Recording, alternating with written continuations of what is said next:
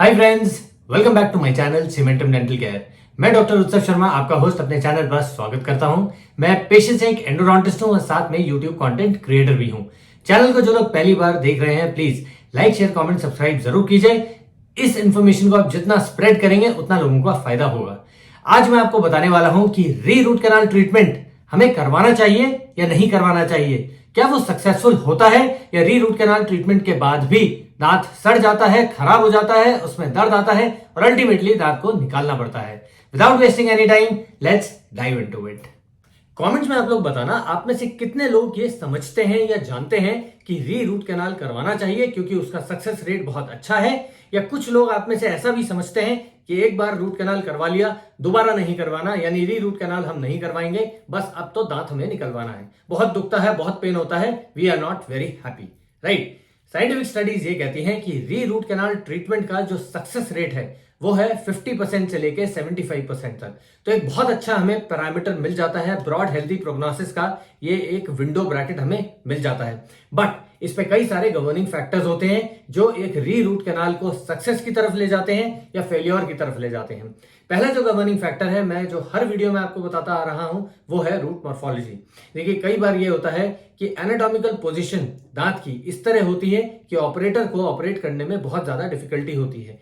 कई बार पेशेंट के मुंह भी नहीं खुलते, कई बार दांत की पोजीशन ऐसी होती है, उस चक्कर में ये होता है कि रूट्स के अंदर जो कैनाल्स होती हैं, जहां पे इंफेक्शन होता है, तो री रूट कैनाल करते टाइम वो कैनाल्स मिस हो जाती हैं। तो यदि अगर कोई कैनाल मिस हो जाती है, दैट मीन्स इन्फेक्शन उसमें है, और ये इन्फेक्शन आपको तुरंत पेन नहीं देगा। कई बार ये होता है, ये इन्फेक्शन आपको 6 महीने, साल भर, 2 साल बाद ये इन्फेक्शन आपको पेन देता है, प्रॉब्लम्स क्रिएट करता है, सूजन आ जाएगी, चबाने खाने में दर्द होगा। दैट मीन्स री रूट कैनाल का जो सक्सेस रेट एक्चुअली में आपको मिलना चाहिए था वो नहीं मिल पाया। इसलिए मैं कहता हूं, ट्रेन्ड स्पेशलिस्ट या एंडोडोंटिस्ट से ही री रूट कैनाल ट्रीटमेंट करवाइए। सेकंड गवर्निंग फैक्टर जो है वो है पेरिएपाइकल लीजन या पेरिएपाइकल पैथोलॉजी। देखिए, होता क्या है, आपने रूट कैनाल करवा लिया, 6 महीने बीत चुके हैं, साल भर बीत चुका है, लेकिन आपका दांत आपको दिक्कत नहीं दे रहा है, आपको कोई पेन भी नहीं है, बट जो रूट कैनाल हुआ था वो ठीक नहीं हुआ। तो उससे रिजल्ट क्या निकला कि अंदर ही अंदर इन्फेक्शन बढ़ता जा रहा है, आसपास के आजू बाजू वाले दांत भी खराब होते जा रहे हैं, आपको नहीं पता है।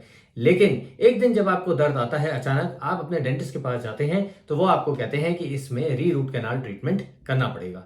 होता यह है कि ये जो पेरिएपाइकल पैथोलॉजीज होती हैं, पेरिएपाइकल पैथोलॉजी का मतलब है कि दांत के नीचे जो जड़ है, उनके आसपास का जो मसूड़ा है अंदर वाला, जिसे हम पेरियोडोंशियम कहते हैं, उसमें कोई सिस्ट है, कोई ग्रैनुलोमा है, इन्फेक्शन बहुत ज्यादा है, आसपास के दांतों की जड़ भी इन्फेक्टेड है, उससे हड्डी आपकी सही है, जो आपकी बोन है, जो मसूड़े की हड्डी होती है, वो ठीक है, वो गल तो नहीं रही। ये सारे फैक्टर्स बहुत ज्यादा इंपॉर्टेंट रोल प्ले करते हैं। तो यदि आपका री रूट कैनाल ट्रीटमेंट हो रहा है और ये सारे फैक्टर्स को नहीं ठीक किया गया, इनमें से इंफेक्शन जो है वो नहीं निकाला गया, तो दिक्कत क्या आएगी? री रूट कैनाल तो हो जाएगा, बट उसका जो सक्सेस रेट है वो आपका बहुत ज्यादा कम हो जाएगा। सो प्लीज नेक्स्ट टाइम अगर आपको ऐसी कोई दिक्कत आती है तो आप अपने एंडोडोंटिस्ट के पास जाइए या ट्रेन्ड स्पेशलिस्ट से ही अपना री रूट कैनाल ट्रीटमेंट करवाइए। नहीं तो ये होगा, 1 बार, 2 बार, 3 बार, 4 बार। पर्सनली मैंने ऐसे केसेस खुद देखे हैं जहां पर 4-4 बार री रूट कैनाल हो चुका है, 4th अटेम्प्ट भी, बट उसके बाद भी पेशेंट को आराम नहीं आता। सो प्लीज ये चीज जरूर ध्यान रखिए। अब बात करते हैं कैल्सिफाइड या नैरो कैनाल्स की। देखिए, होता क्या है, कई बार जो कैनाल्स होती हैं, रूट्स हैं, रूट्स के अंदर कैनाल्स हैं, तो तभी नाम पड़ा रूट कैनाल।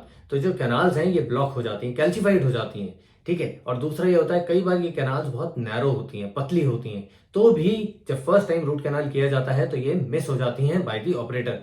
तभी मैं बार बार आप लोगों को कहता हूं कि एक ट्रेन स्पेशलिस्ट या एंडोडोंटिस्ट से ही आप अपना रूट कैनाल या री रूट कैनाल करवाइए। तो ऐसे में क्या होता है कि यदि आपका री रूट कैनाल ट्रीटमेंट हो गया है, बट जो कैल्सिफाइड कैनाल्स हैं उनको फर्दर नेगोशिएट, उनको खोला नहीं गया है, प्रॉब्लम वहीं की वहीं रह गई है। फर्स्ट टाइम जब हुआ था तो भी ये कैल्सिफाइड कैनाल्स को नेगोशिएट नहीं किया गया था, ये समझकर या ये सोचकर कि ठीक है, हम इसे नहीं छेड़ते, इसमें कोई इन्फेक्शन नहीं है, इसलिए काम चल जाएगा। और कैनाल्स क्योंकि नैरो हैं तो एक ऑपरेटर के मन में ये रहता है कि हमसे कोई एरर ना हो जाए, कोई परफोरेशन ना हो जाए, कोई इंस्ट्रूमेंट सेपरेशन ना हो जाए। इसलिए मैं हर बार आपसे कहता हूं कि जब भी आप अपना री रूट कैनाल या रूट कैनाल करवाते हैं तो प्लीज एक एंडोडोंटिस्ट या एक ट्रेन स्पेशलिस्ट से ही करवाइए। तो ये भी एक बहुत इंपॉर्टेंट गवर्निंग फैक्टर है जो हमारे री रूट कैनाल ट्रीटमेंट के सक्सेस रेट को गवर्न करता है। नेक्स्ट गवर्निंग फैक्टर आता है delayed placement of final restorative material. मतलब यह है कि आपका री रूट कैनाल ट्रीटमेंट हो गया बट किसी कारणवश आपको कहीं बाहर जाना पड़ रहा है और या एट द सेम टाइम आपका डेंटिस्ट भी बिजी है। तो उन्होंने क्या किया, दोनों ही कारण मिलाकर देखा जाए तो उन्होंने क्या किया, री रूट कैनाल ट्रीटमेंट करने के बाद एक टेम्पररी रेस्टोरेटिव मटेरियल रख दिया, मतलब दांत के ऊपर टेम्पररी रेस्टोरेशन कर दी और आपको बताया गया जी आप 5 दिन बाद या 10 दिन बाद वापस आ जाइएगा, तब हम इसमें पक्की रेस्टोरेशन यानी पक्की फिलिंग हम इसमें कर देंगे और फिर इसके ऊपर आपको क्राउन दे देंगे। बट क्या होता है, आप भी निश्चिंत हो गए, आप भी भूल गए, आपके ऑपरेटर भी बिजी हो गए और आपका जो 15 दिन का टाइम था वो 1 महीने में बदल गया, 2 महीने में बदल गया, कई बार होता है 6-6 महीने में बदल जाता है, मतलब टाइम इतना बीत जाता है। तो मेरा कहने का ये मतलब है, जैसा मैं हर बार कहता हूं, give proper time to your dentist. उनको अपना टाइम दीजिए, उनसे पूरा टाइम लीजिए, जल्दबाजी ना कीजिए और ना ही सेकेंड विजिट या थर्ड विजिट में, रिकॉल विजिट्स में टाइम लगाइए। होता यह है कि री रूट कैनाल सही हुआ, सब कुछ ठीक हो चुका है, बट ऊपर से दांत को ऊपर से सही तरीके से बंद नहीं किया गया। किस द्वारा? ऊपर रेस्टोरेटिव मटेरियल द्वारा, सिर्फ एक टेम्पररी फिलिंग करके छोड़ दिया गया। होता क्या है, खाना रिश्ता है, पानी रिश्ता है, अंदर खाना फंसता है, यानी हमने किसको इनवाइट किया, खुद की परेशानी को हमने और बढ़ा लिया। बैक्टीरियल इन्वेजन हुआ, बैक्टीरियल लीकेज हुआ, जिस वजह से री रूट कैनाल का जो सक्सेस रेट था वो कम हो गया। फिर आपके मन में ये बात आती है, यार बेकार री रूट कैनाल करवाया, इससे तो बेटर था मैं दांत निकलवा लेता, राइट? तो इस बात को जरूर समझिए और इस बात को ध्यान दीजिए। नेक्स्ट हम बात करते हैं फॉल्टी फाइनल रेस्टोरेशन। मतलब क्या है, री रूट कैनाल तो हो चुका है बट उसके बाद जो हम उस पर फाइनल रेस्टोरेशन कर रहे हैं, फाइनल फिलिंग कर रहे हैं, वो ठीक से नहीं हुई है। तो क्या होगा, बैक्टीरियल लीकेज होगा, आसपास से खाना वहां फंसेगा, पानी रिसेगा, सेकेंडरी इंफेक्शन वहां क्रिएट हो जाएगा, जिससे आपका जो सक्सेस रेट था री रूट कैनाल ट्रीटमेंट का वो ठीक नहीं होगा। इसके बाद हम बात करते हैं पुअर ओरल हाइजीन की। मान लीजिए आपको सब कुछ ठीक हो चुका है, आपका री रूट कैनाल भी अच्छे से हो चुका है, जो फाइनल रेस्टोरेटिव मटेरियल था वो भी आपको ठीक प्रकार दे दिया गया है, लेकिन इन द मीनवाइल आसपास के दांत धीरे धीरे खराब हो रहे हैं। आपको यह लग रहा है कि कोई बात नहीं, अभी सब सही चल रहा है क्योंकि जिस दांत में मेरा री रूट कैनाल ट्रीटमेंट हुआ है वो ठीक है, आजू बाजू वाले बात अभी मुझे कोई दिक्कत नहीं दे रहे हैं, इसलिए मैं इनके इलाज के लिए मुझे अभी पैसा नहीं खर्चना है।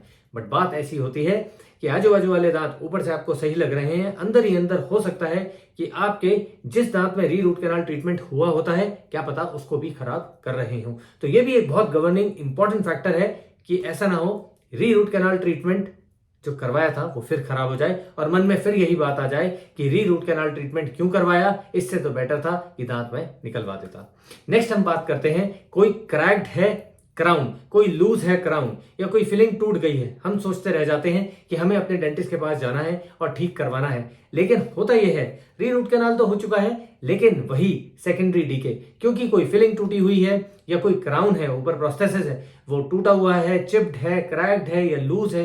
कई बार ऐसा भी होता है कि ऊपर का जो क्राउन है या कवर है वो लूज होता है, फिर भी हम सोचते हैं हमें जाना है डेंटिस्ट के पास, पर हम टाइम लगा देते हैं। तो होता क्या है, री रूट कैनाल ठीक हो चुकी थी, सब कुछ सही चल रहा था, बट ये जो फैक्टर्स थे इनकी वजह से क्या हुआ, क्योंकि कवर जो क्राउन था हिल रहा था, खाना रिस रहा है, सेकेंडरी लीकेज, बैक्टीरियल इन्वेजन, ये सब हो रहा है। तो जो री रूट कैनाल ठीक थी और जो सक्सेस रेट एक 90% तक का भी हमें सक्सेस रेट देखने को मिलता है री रूट कैनाल ट्रीटमेंट में, वो अब हमारा 20 से 25% रह गया। So please I always request you all कि अपने डेंटिस्ट को टाइम दीजिए, उनका टाइम लीजिए और फॉलो अप विजिट्स जरूर कीजिए। आशा करता हूं आपके डाउट्स क्लियर हो गए होंगे। यदि आपके कोई सवाल है तो आप हमें पूछ सकते हैं cementumdentalcare@gmail.com पर। थोड़ा सा आप रिस्पॉन्स देंगे, आप मुझे बताएंगे तो मुझे भी समझ में आएगा कि आप लोगों को मेरी बातें समझ में आती हैं या नहीं। खैर चलिए, stay happy, stay healthy and see you in the next video. Bye.